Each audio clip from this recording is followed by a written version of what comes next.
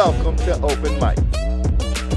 Yeah, you better apologize to DC Justin Timberlake, the little hokey pokey that you did. And while we at it, why don't you apologize to Janet Jackson?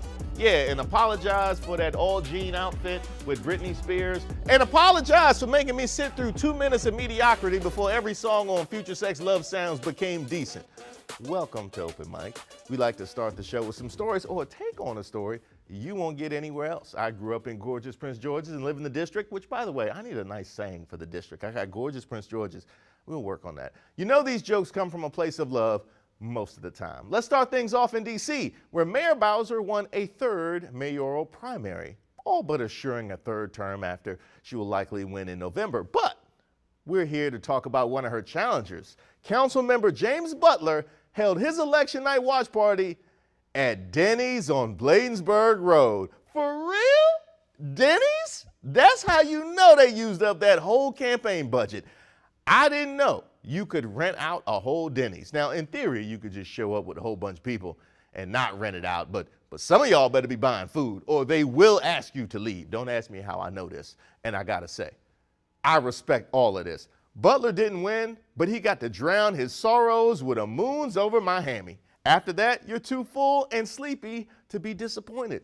The other candidates had their watch parties at bougie bars and lounges. This man chose somewhere family friendly. And you know what? As long as you're not there late night after the club's let out, because at that hour it does turn into Waffle House 2.0, I salute it. James Butler, I hope you enjoyed your watch party and your all-day breakfast options. Keep fighting the good fight.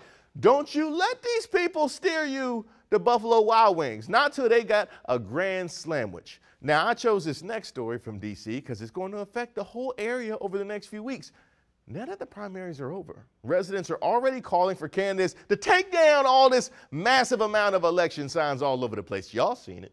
This tweet from George Athen reads, "Now that these signs changed all those minds, I'm looking forward to seeing the campaigns clean all this up. I'm sure they're on it." Now, there's a lot of signs in one place. That is impressive or disappointing, sad, all of those things. Nobody has time to sort through all that chaos back to back to back. That is street harassment. Another great tweet was this one from Walter's Bar that reads, "Good morning to all the candidates whose full-time job is to now remove their garbage signs." Garbage signs? Woo! Walter is fed up. They're like, we pay too much rent to have to look at phony smiles on cardboard.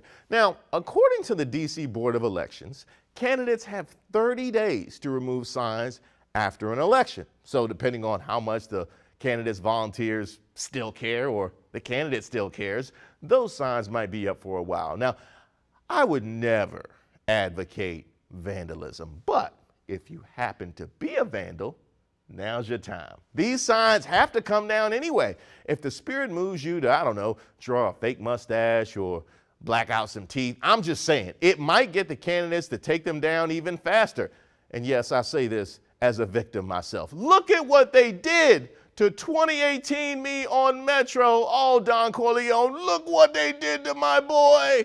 They got me and we paid for that ad placement. Now, I chose this next story because it just keeps getting worse and worse. Washington Commanders owner Dan Snyder will be subpoenaed to testify next week before the House Committee on Oversight and Reform after previously declining to testify at their hearing on the team's toxic workplace. This comes after this morning's allegations that Snyder conducted shadow investigation targeting journalists, whistleblowers, and former employees, as well as a new sexual misconduct accusation and settlement for $1.6 million. New details of a 2009 sexual assault allegation against Commanders owner Dan Snyder are coming out. Our partners at the Washington Post report a former employee accused Dan Snyder of asking her for sex, groping her, and attempting to remove her clothes per a letter sent by a team attorney to the woman's lawyer.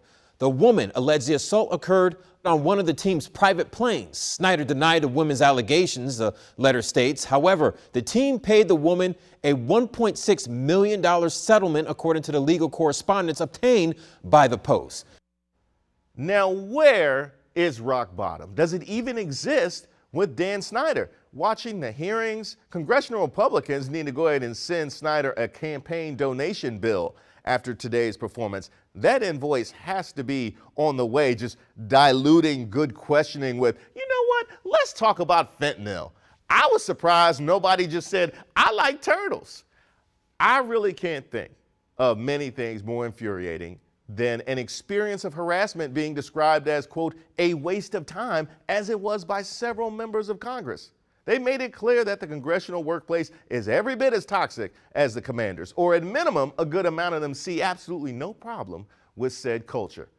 Now, Dan is accused of hiring private investigators to make it look like Bruce Allen was the only problem, threw his boy all the way under the bus. He threw him under a monster truck rally.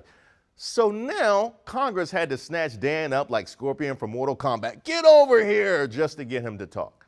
Now, at this point, I'm hoping this spectacle will be enough to force him to sell the team. Now, don't get me wrong, I want real justice, but I'll settle for that. My favorite story, you know, it's got to be the Denny's watch party, because you just know they went to the Hangar Club afterwards, DC council members. They're just like us.